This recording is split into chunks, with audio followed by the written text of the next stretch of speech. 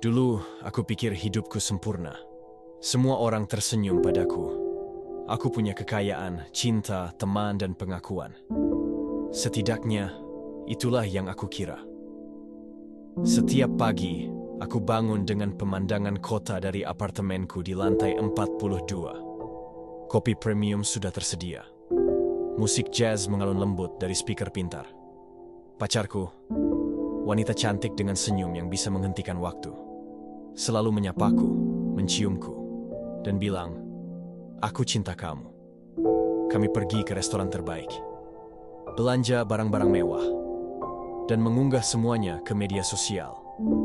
Rasanya dunia ini ada di genggamanku. Aku merasa dicintai, dipuja. Tapi setiap kali aku duduk sendiri di malam hari, di ruang yang sunyi, tanpa suara, tanpa cahaya, ada ruang kosong di dadaku. Bukan kesepian, tapi semacam kehilangan rasa, kehilangan arah. Lalu, ada dia, teman lamaku. Dia tidak pernah iri, tidak pernah meminta. Kadang dia hanya bertanya, "Kamu bahagia?" Dan aku hanya tertawa kecil, karena aku pikir, tentu saja aku bahagia. Sekarang aku sadar, dia tidak pernah tanya soal bisnis atau soal uang. Dia hanya tanya, aku baik-baik saja atau tidak. Dulu aku mengabaikannya. Karena menurutku, bahagia itu soal siapa yang paling bersinar. Tapi ternyata, cinta sejati tidak berkilau. Dia diam, tapi dia tinggal.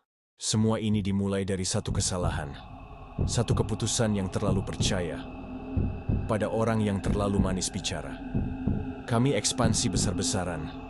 Aku percaya angka, dan mereka percaya padaku. Tapi, proyek itu kosong. Angka-angka itu hanya mimpi.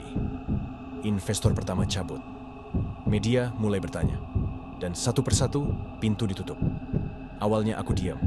Tapi kemudian, aku panik.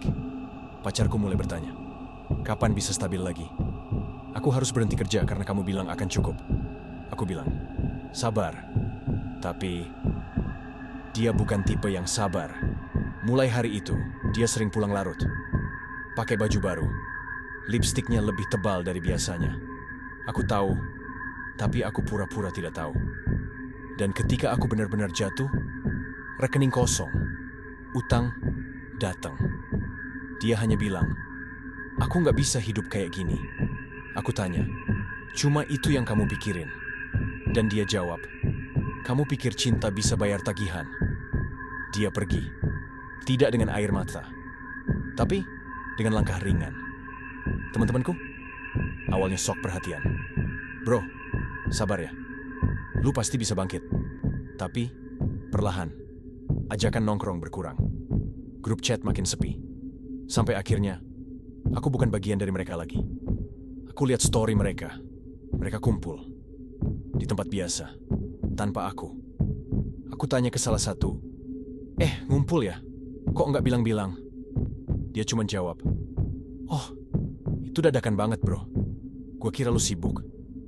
Padahal, aku nggak pernah sesenggang itu sebelumnya. Lalu, aku dengar dari orang lain, katanya aku bawa sial. Deket-deket sama dia sekarang bahaya. Nggak ada yang marah. Nggak ada yang langsung hina. Tapi semua menjauh. Senyum tetap ada. Tapi, nggak ada tangan yang lagi ditaruh di pundakku. Tapi ada satu orang yang tetap muncul. Dia kirim pesan, sama seperti biasa. "Kamu makan hari ini? Kalau mau ngobrol, aku dengerin kok." Aku jawab kali ini, "Maaf aku baru balas. Makasih udah tetap di sini." Dia cuma jawab, "Tenang aja. Aku nggak kemana-mana kok." Risetku sekarang sunyi. Terlalu sunyi. Jam alarmku tetap bunyi pukul 7 pagi. Tapi aku baru bangun pukul 10. Aku duduk di meja makan, menatap roti kering dan kopi dingin. Dan aku sadar, sudah 3 hari aku makan yang sama. TV menyala, tapi suaranya mati. Aku hanya menatap, tanpa tahu apa yang kutonton. Di pojok kamar, tumpukan baju belum dicuci. Aku lihat, lalu biarkan saja. Aku tidak menangis, tidak juga marah. Aku hanya kosong. Dulu, aku selalu bangga dengan hidupku. Semua serba mewah. Restoran, mobil, hadiah. Tapi sekarang aku sadar, itu bukan hidup. Itu pamer. Cinta? Aku pikir aku tahu cinta. Ternyata aku hanya cinta pada cinta yang dilihat orang. Dan di tengah keheningan itu, ada suara kecil dalam diriku. Kamu tahu siapa yang benar-benar peduli? Aku buka HP, scroll pesan lama. Banyak yang aku hapus. Tapi, satu nama selalu ada. Pesannya biasa saja. Udah makan? Kalau nggak mau cerita, aku bisa dengerin tanpa tanya. Dulu aku pikir dia terlalu cerewet. Sekarang aku sadar, itu satu-satunya suara yang membuat aku merasa hidup. Aku ingat, dulu dia pernah menatapku lama dan bilang, "Kamu kelihatan lelah, bukan karena kerja, tapi karena kamu sendirian di tengah keramaian." Aku tertawa waktu itu. Sekarang, aku hanya bisa diam. Dan untuk pertama kalinya, aku berani membuka kembali pesan-pesannya. Bukan sekadar baca, tapi merasakan. Dan aku sadar, di dunia yang penuh suara, aku justru butuh seseorang yang tahu cara diam bersamaku. Fortuner Venkitstikan ledakan. Nggak ada musik motivasi. Nggak ada satu momen besar. Yang kulakukan hanya bernafas. Pagi itu, Aki buka jendela. Udara pagi masuk ke kamar yang lama tidak disentuh cahaya. Tidak ada rencana besar. Tapi aku buat kopi. Dan untuk pertama kalinya, aku bertanya pada diriku sendiri, apa yang aku mau hari ini? Aku tidak tahu jawabannya. Tapi pertanyaan itu saja cukup membuatku tersenyum kecil. Lalu dia datang. Bukan sebagai penyelamat, bukan juga sebagai jawaban, tapi sebagai teman. Kami duduk di balkon, minum kopi. Dia tidak banyak tanya. Dia hanya duduk. Sesekali dia cerita soal kucing tetangganya, tentang daun jatuh di taman belakang, atau tentang film yang dia tonton minggu lalu. Topik-topik yang nggak penting, tapi menenangkan. Suatu sore, dia bawa bekal masakan ke rumahku. Dia bilang, "Aku masak banyak, takut basi." Aku tahu, itu bukan karena takut basi. Itu karena dia tahu, aku belum makan dengan benar selama berminggu-minggu. Malam-malam berikutnya, aku mulai menunggu notifikasi dari dia. Bukan karena aku jatuh cinta, tapi karena untuk pertama kalinya, aku tidak merasa ditinggal.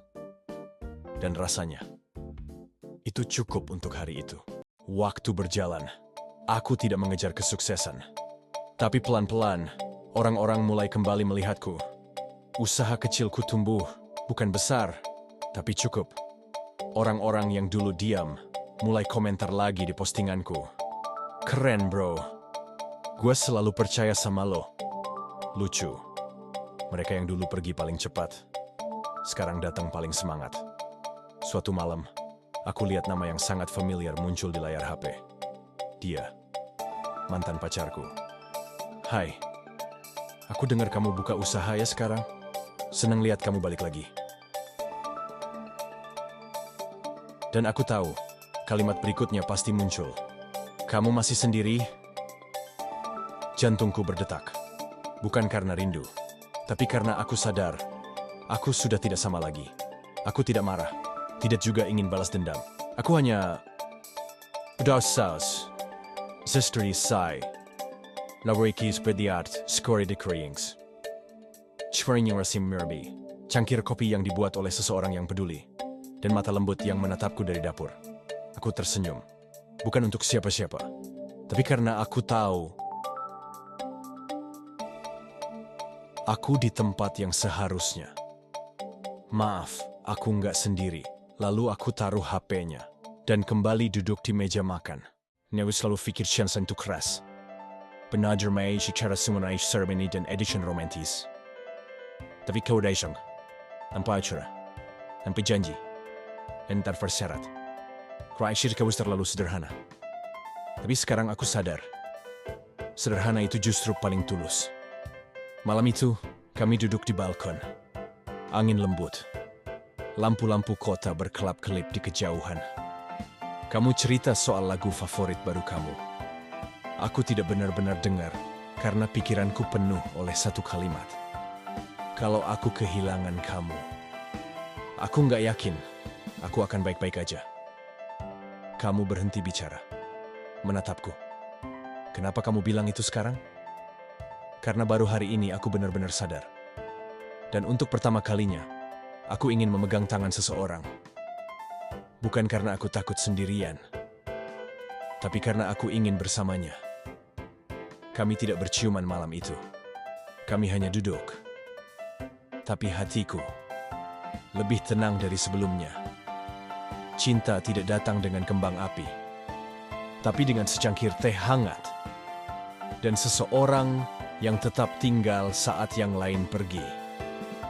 Dan kali ini, aku tahu, aku tidak akan membiarkannya pergi.